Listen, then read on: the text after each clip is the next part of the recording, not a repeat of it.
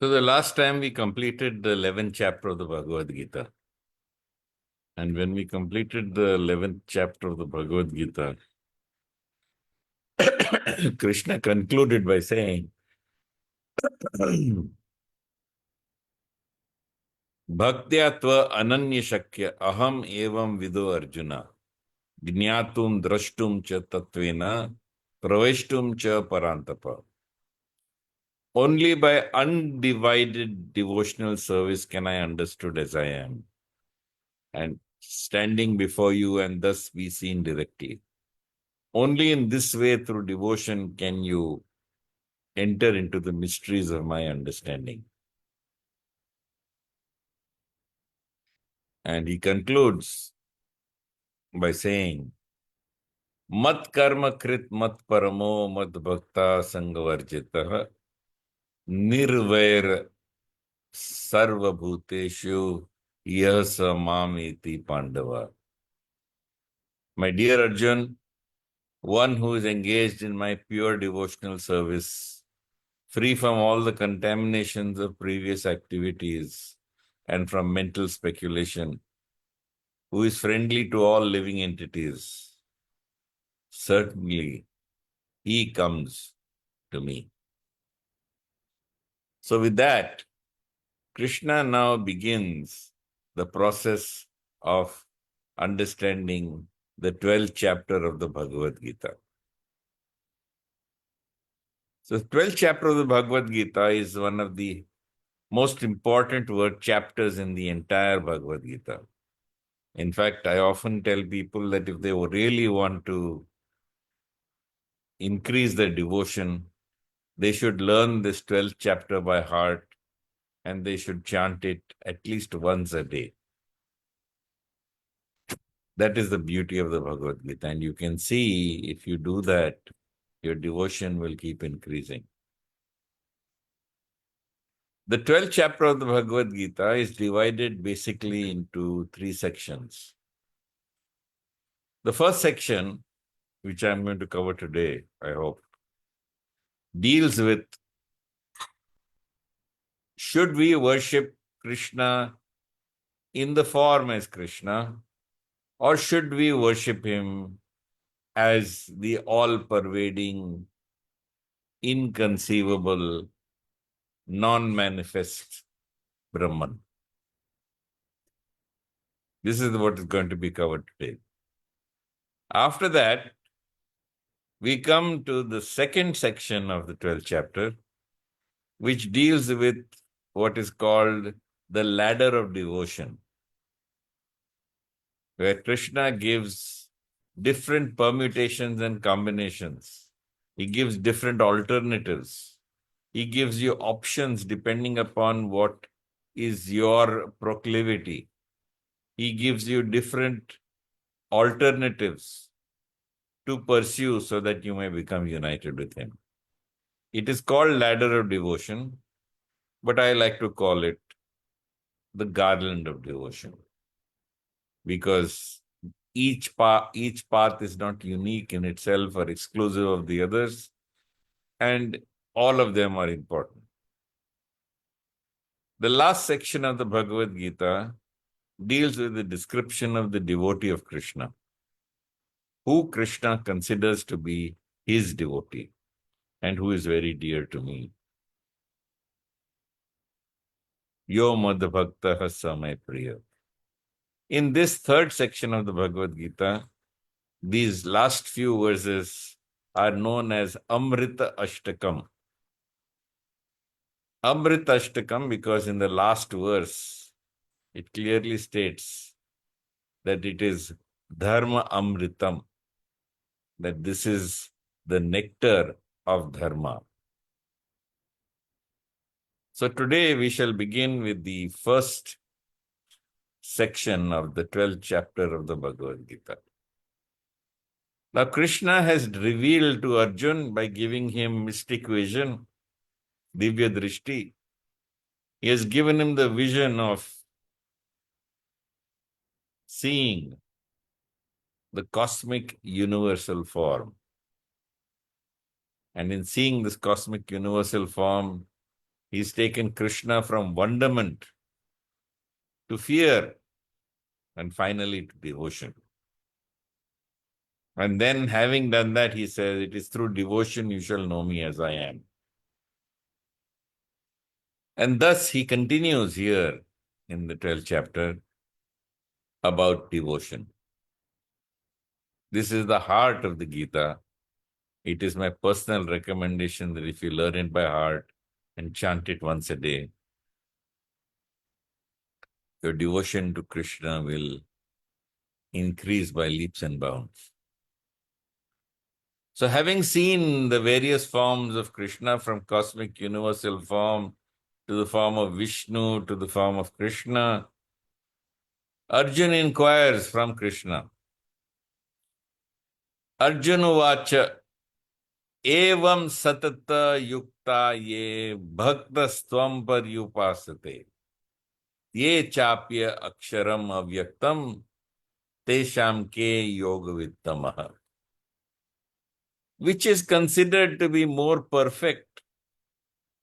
Those who are worshipping you properly in this form as Krishna with bhakti, or those who are worshipping the impersonal Brahman, the unmanifest, inconceivable, ineffable aspect of you. This is a very integral part of the Bhagavad-Gita, because this differentiates the Bhagavad-Gita from all other texts up till now. And I will explain to you why as we go on.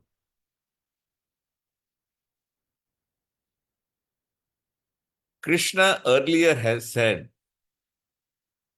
that yada yada hi dharmasya glanir bhavati bharata abhyuttanam adharmasya tadatmanam srijamiya paritranaya sadhunam vinashaya ch duskritam dharma sansthapanarthaya sambhavami yuge yuge.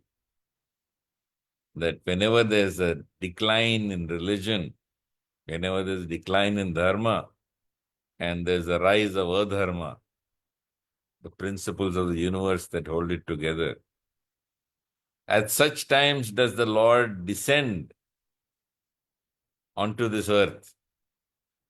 And having descended onto this earth, of course, he delivers saintly people, he destroys the miscreants,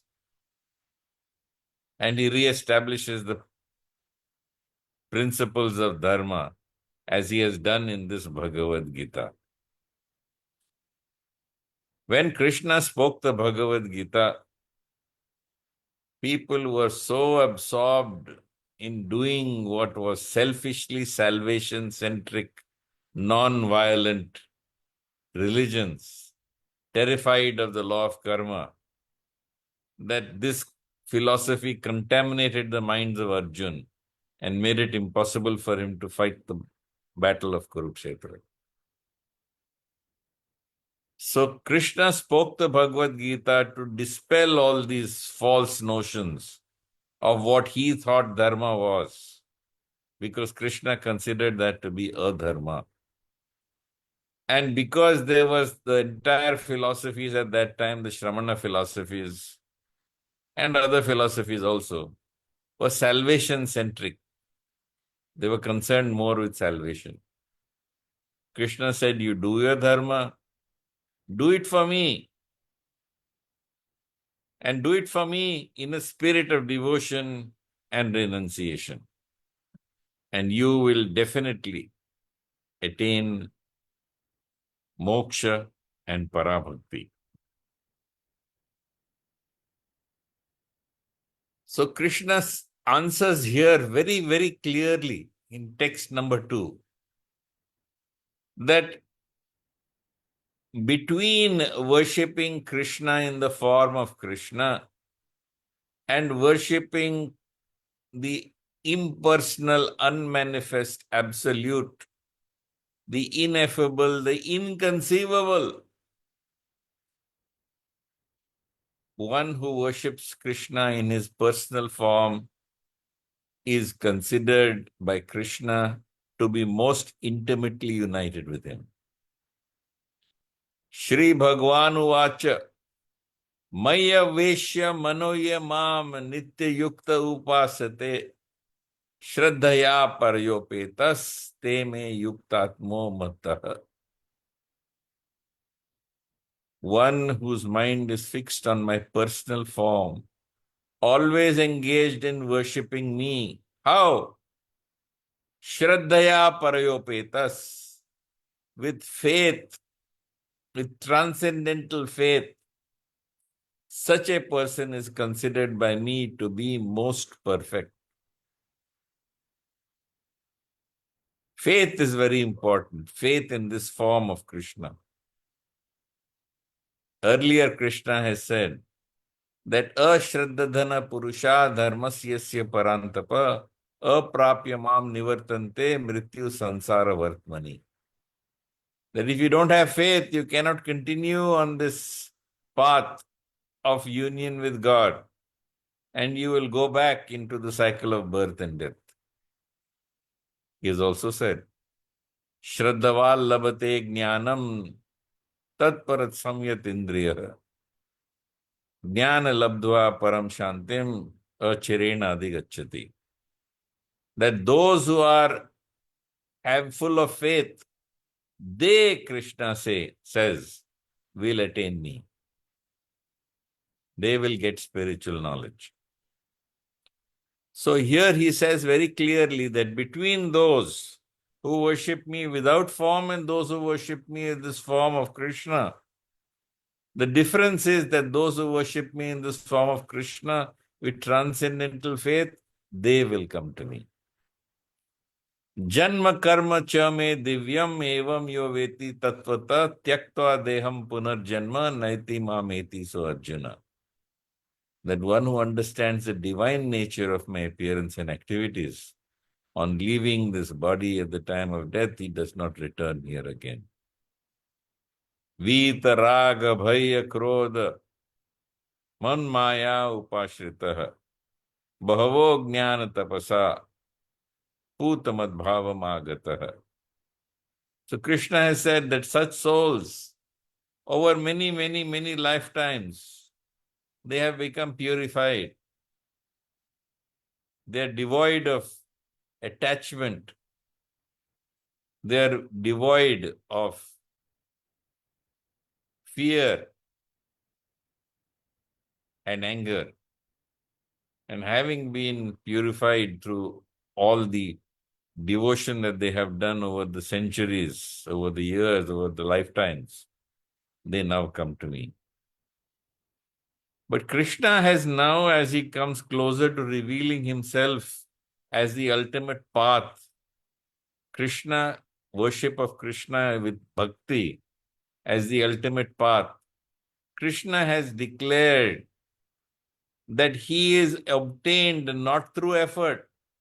Naham veder na tapasa na danena na cha ijjaya. He said very clearly, I am not attained by studying the Vedas, Naham veder. Na tapasa, not by performing austerities. Na danena, not by giving charities. Na cha ijjaya, not by performing ritualistic worship. Bhaktyatva ananya shakya, Krishna says. It is only through undeviated devotion to me that you shall know me as I am. Now, when Krishna speaks and tells you what is good and what is better, he is a supreme diplomat. So what Krishna does is he doesn't say the other path is wrong. He doesn't speak in terms of right and wrong. Krishna always speaks of what is best and what can also be done. In the Bhagavad-Geeta, Krishna says, for example, whether you should work in the world, fulfilling your dharma, swadharma, or whether you should renounce the world and wear orange robes, shave your head. He says very clearly, Sannyasas karma yogascha nishrayasya karao bhau tayostu karma sannyasat karma yogo vishishyate. Very clearly he says that between renouncing the world and also working in the world with devotion, in whatever position God has placed you, working in the world with devotion, doing a swadharma is the best of all. And later he says that sannyasastu mahabhavo dukkham aptuma yogata. We see the parallel here, because after saying that working in the world with devotion is superior, he goes on to say that renouncing the world is the cause of sorrow. Now here, Krishna talks about the best method to attain him, to be most intimately united with him. And then he goes on to say, yes, if you worship the impersonal absolute, you will also attain me. But then he goes on, just like in the previous verse I quoted, he goes on to say, Kleshodhiktaraste sham avyakta sakta chetasam avyakta hi gati dukkham dehavad viravapyate. He doesn't say it's wrong. He says it's difficult. It gives you sorrow. It gives you pain. So the same thing Krishna is saying here, that one who worships me in my personal form, he is most intimately united with me. He is considered by me to be most perfect. Yet, he doesn't say the other path is wrong. He is going, the way he says it is very important for you to understand. Ye tva aksharam anirdesham avyaktam paryupasate sarvatra gam achintyam cha kutastham achalam dhruvam sanniyamya indriya gramam sarvatra samabuddhaya te prapnuvanti mameva sarvabhuta hiteratah. So he says that those who worship the unmanifest, that means which cannot be perceived through the senses, that which lies beyond the senses, avyaktam,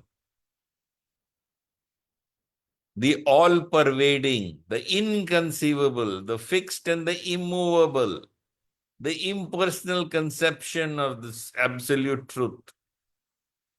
So he's pointing out all the impossibilities of worshipping something that you cannot even conceive. Because spirit is inconceivable, it is achintya. Yes, it is all-pervading, but it is inconceivable. It is completely beyond the perception of the senses. And in order to worship that, what do you have to do? Krishna explains. He explains that the path is very difficult. By controlling the senses, he says you have to control the senses. And being equally disposed to everybody. Not only you have to control the senses, you have to see everybody with equal vision. And then such persons, they have to be engaged in sarva bhuta hite ratah. They have to be engaged in serving the welfare of all beings. That's a tall order. That's a really tall order. Not only are you worshipping something that is inconceivable, unmanifest, all-pervading, immovable, the impersonal aspect, which is also ineffable, you can't even speak about it. And this you have to do by controlling your senses.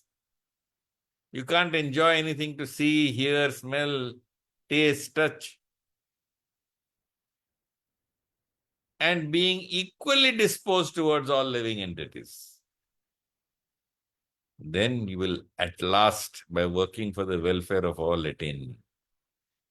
So at this point, I'd like to digress a little from the Bhagavad-Gita and go to the Bhagavad. And there Krishna is speaking with Uddhava. And when Uddhava is speaking to Krishna, he says, Tvai upabhukta shraga gandha vasho alankar charchita Uchishta bhojino dasas tvai mayam jayemahi.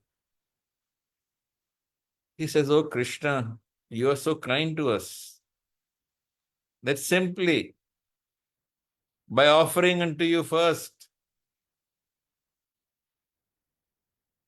flowers, garlands, alankar, jewelry, clothes, offering to you delicious food, everything that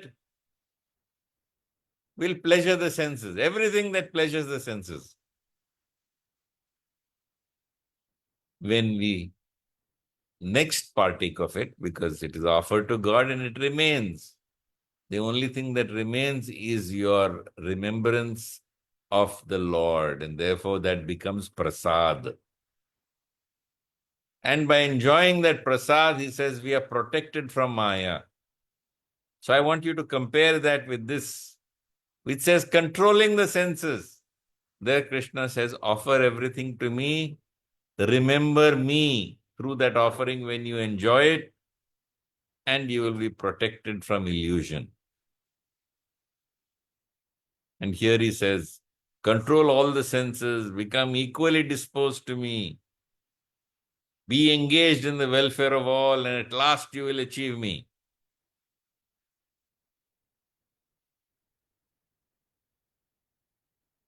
And then comes this punch in the gut for all those who imagine that worshipping God without form is the best. This is a real punch in the gut. It says in text 5, Kleshodhiktaraste avyakta sakta chetasam avyakta hi gatir dukkham dehavadviravapyate. Those whose minds are attached to the unmanifest, all-pervading, impersonal, inconceivable aspect of the Supreme, advancement is very troublesome. To make progress in this discipline is always difficult for those who are embodied. So this is Krishna's promise that if you worship the all-pervading, what will you get? Klesha. You get. Klesha means what? Klesha means you are getting trouble. You don't want to worship me as Krishna, worship me in the all-pervading. But this klesha will give you trouble and become more troublesome. And you will get a path which is full of sorrow. It's a gatir, which is dukkham. Because you are yourself in the form of a body. How can you worship me in the inconceivable aspect? It is for you I have come on this earth with a body. And I have come on this earth so that with your body and your mind, you can absorb yourself in me. And you reject me and you worship the all-pervading absolute. Well, be prepared for trouble. And you will have great difficulty in making advancement. And you will get a path which is full of sorrow. I mean, who cannot get a hint? He has now driven the point home completely. Please try to understand that he says, of course, they will eventually attain me. We go back to the previous verse. And in the previous verse he says, at last attain me. Right?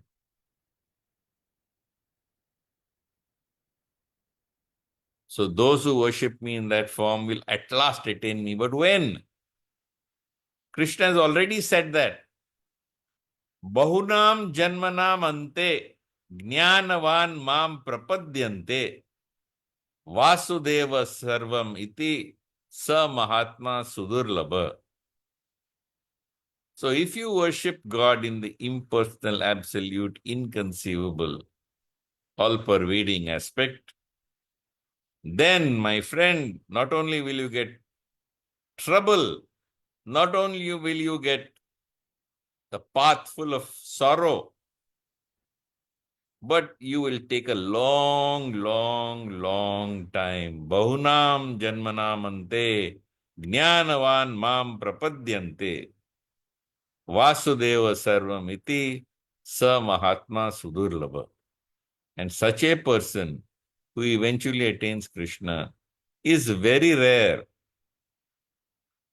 So how does he attain after many, many births? After many, many births, the person who is pursuing this path of knowledge, he attains Krishna. Why?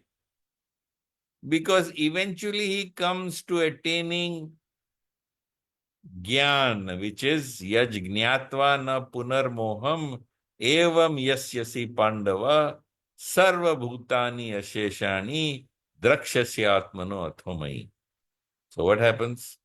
You first come to the realization that all beings are within him and they are his. And having reached that stage, you finally reach the stage of Brahma Bhut. You realize your identity with Brahman. And when you reach that identity with Brahman, Krishna says, Brahma Bhuta Prasannatma na sochati na kankshati samah sarveshu bhuteshu mad bhaktim labate param. So very clearly Krishna has said that when at a long, long after many, many, many lifetimes, eventually you turn to Krishna, you turn to Krishna because you have finally realized Brahman. And at that stage, Krishna says, you get mad bhaktim labate param. You finally get para bhakti. You begin to realize Krishna is God. So instead of catching your nose like this, you go right round your head and then try to catch your nose. That is the difference between worshipping Krishna with form and without form. Further to that, you should understand that when you consider worshipping Krishna with form, Krishna himself takes the responsibility of enlightening you how to come to him. Remember, I remind you of the Chatushloki, which is there in the 10th chapter of the Bhagavad-Gita, where Krishna says, Tesham satatam yuktanam bhajatam priti purvakam dadami buddhi yogam tam yena mam upayanti te tesham evanukampartham aham ajnana jam tamah nashamyatma bhavasto jnana deepena bhasvata.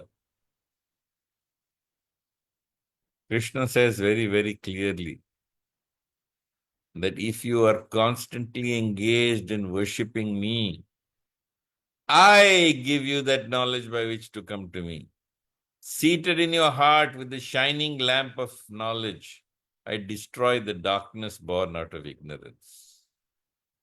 Ishvara sarva bhutanam hridedesha arjuna tistati brahmyan sarva bhutani yantrarudani maya.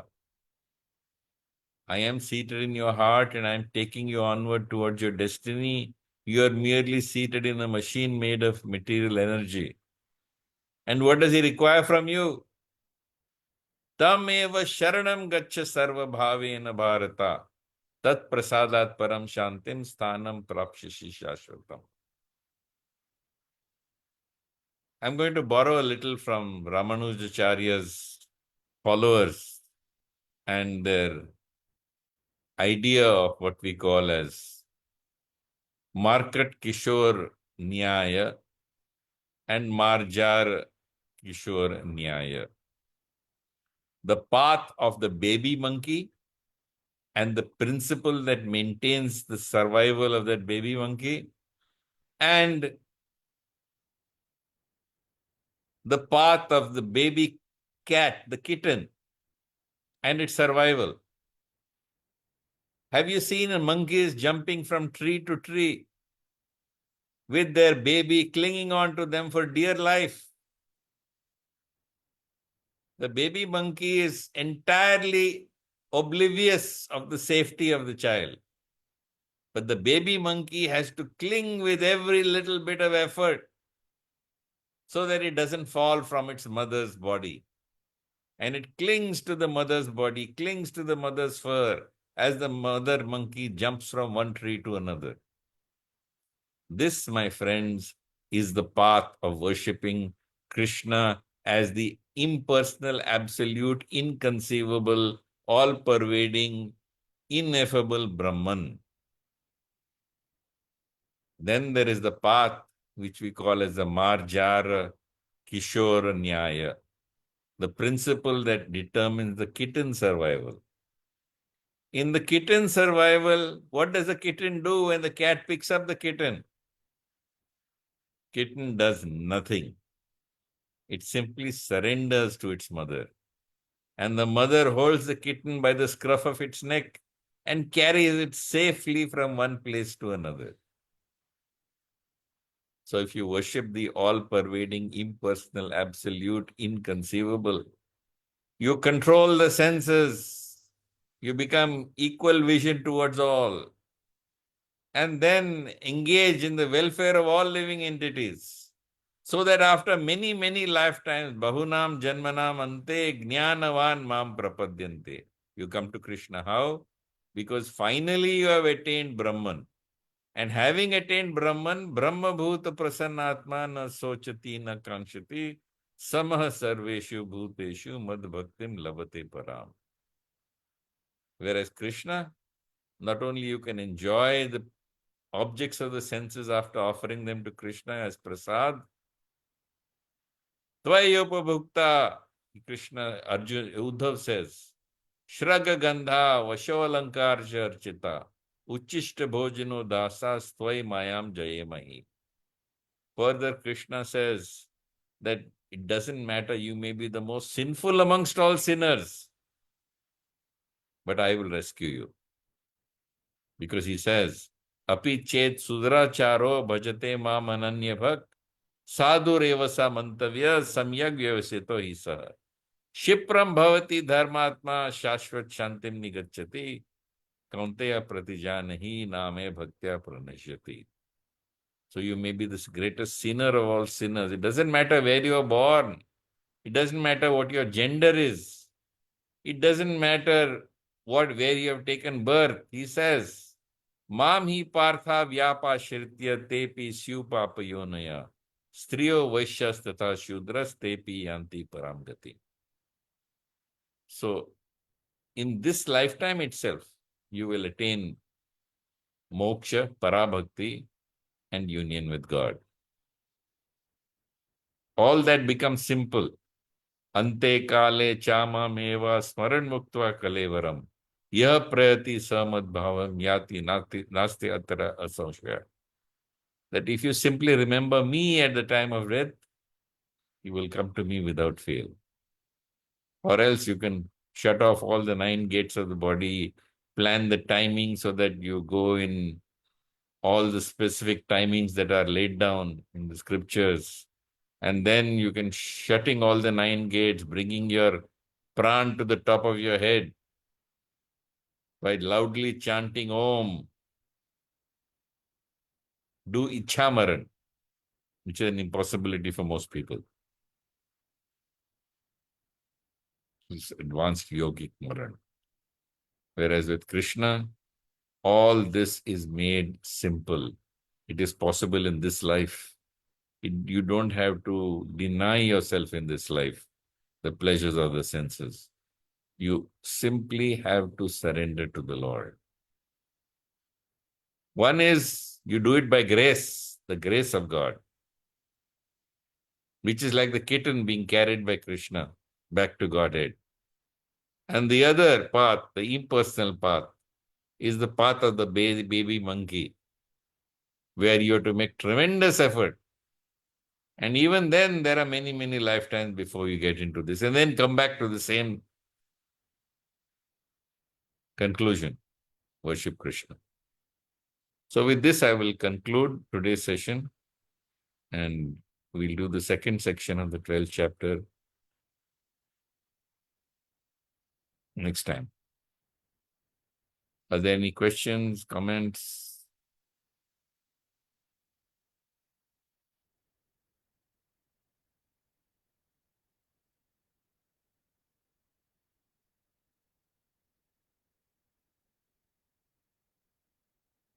Yes.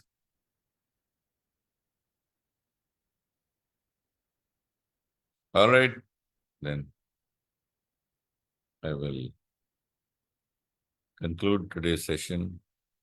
Hari Om, Jai Shri Krishna, Hare Krishna.